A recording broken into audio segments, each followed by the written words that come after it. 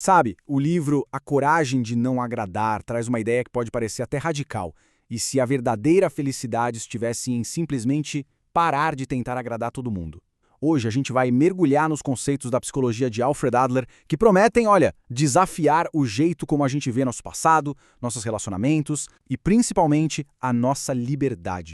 A ideia toda do livro pode ser resumida nessa pergunta, que é bem forte, né? E se a liberdade fosse a coragem de não agradar? E se a gente descobrisse que se libertar não tem a ver com ter mais coisas e sim com precisar de menos, bem menos, aprovação dos outros? É essa premissa poderosa que a gente vai explorar agora.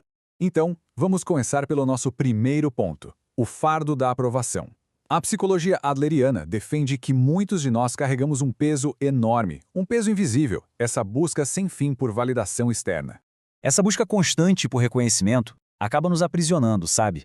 A gente vive tentando agradar a família, os amigos, a sociedade, e nesse processo a gente acaba esquecendo de agradar a si, perdendo totalmente a noção do que a gente realmente quer para a nossa vida. É uma verdadeira prisão que nós mesmos construímos. Agora, vamos para uma das ideias mais transformadoras da psicologia adleriana. Ela propõe uma virada de chave completa na nossa forma de pensar.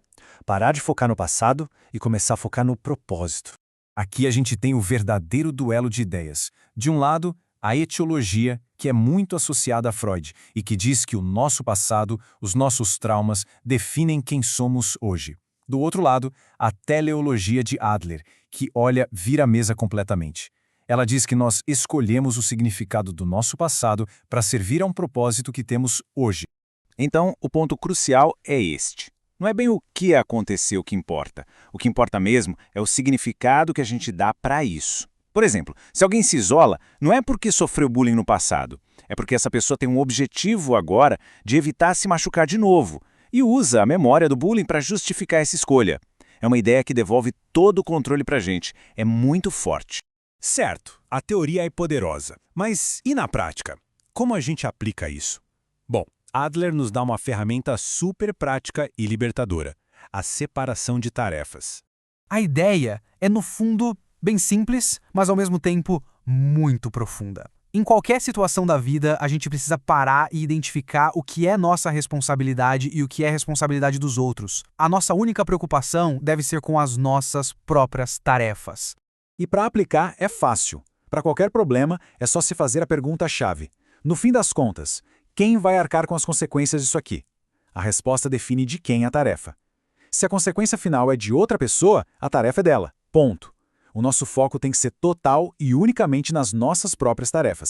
Pensa bem nisso. Ser uma pessoa gentil, honesta, isso é a sua tarefa. Tá no seu controle. Agora, se a outra pessoa vai gostar de você por causa disso ou não, bom, essa é a tarefa dela. Tentar controlar a reação dos outros é uma receita certa para a frustração. E quando a gente entende de verdade essa tal de separação de tarefas, Adler nos leva a uma conclusão, surpreendente sobre a origem de todo o sofrimento humano. É uma afirmação bem ousada, né? Para Adler, até aqueles sentimentos que parecem ser só nossos, tipo solidão ou ansiedade, nascem da nossa interação e comparação com os outros. Afinal, não existiria complexo de inferioridade se a gente vivesse sozinho no universo. Faz sentido. E aqui tudo se conecta. A infelicidade começa exatamente no momento em que a gente cruza essa linha. Quando tentamos controlar o que os outros pensam, sentem ou fazem. Ou quando a gente deixa que as expectativas deles ditem as nossas ações. Essa é a raiz de quase todo o conflito e angústia que a gente sente. E aí, juntando todas essas peças, a gente chega ao coração do livro, o que realmente significa ser livre, de acordo com a psicologia adleriana. Essa frase, nossa, ela pode soar até chocante na primeira vez. Parece um convite para a gente sair por aí sendo desagradável, mas o significado é muito, muito mais profundo e libertador do que parece. Ser não gostado por alguém não é o objetivo de jeito nenhum. É, na verdade, uma consequência quase inevitável de viver de forma autêntica. Se a gente vive de acordo com os nossos próprios valores, é simplesmente impossível agradar todo mundo. O fato de alguém não gostar de você é a prova de que você está exercendo a sua liberdade e não vivendo para satisfazer os outros. E aqui está a essência de tudo. A liberdade não é uma coisa que a gente encontra no mundo lá fora. É uma atitude que a gente cultiva aqui dentro. É a coragem de focar nas suas tarefas e entender, de uma vez por todas, que a opinião dos outros, a opinião dos outros é tarefa deles. E para fechar, fica essa pergunta para a gente refletir. Se as decisões que tomamos são sempre baseadas no que os outros vão pensar, de quem é a vida que se está vivendo? É a nossa ou é a deles? No final das contas, a coragem de não agradar é a coragem de ser o verdadeiro dono da própria história.